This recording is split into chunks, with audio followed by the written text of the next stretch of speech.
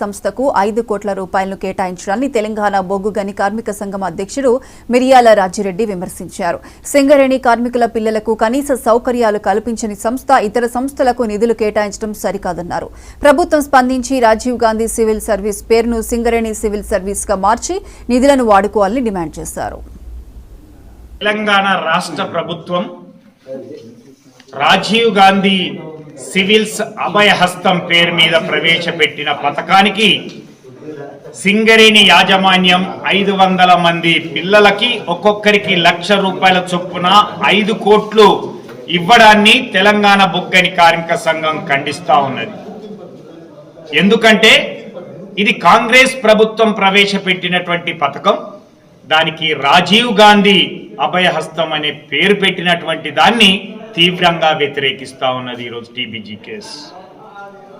ఒకవేళ నువ్వు ఇచ్చినటువంటి నిధులకు కనీసం సింగరేణి సివిల్స్ అభయహస్తం అనేటువంటి పేరున్నా కానీ కొంతమేరకు మనం ఆహ్వానించే వాళ్ళం. మీ డబ్బులతో కాంగ్రెస్ ప్రభుత్వ నాయకుని యొక్క పేరుతో నడుస్తున్నటువంటి పథకానికి ఇవ్వడం అనేటువంటిది మొదటి అభ్యంతరం అయితే, రెండవ అభ్యంతరం ఈరోజు ఈ 500 పిల్లల్లో సింగరేణి కార్మికుల పిల్లలు ఎంతమంది ఉన్నారు? ఈ సింగరేణి ఉన్నటువంటి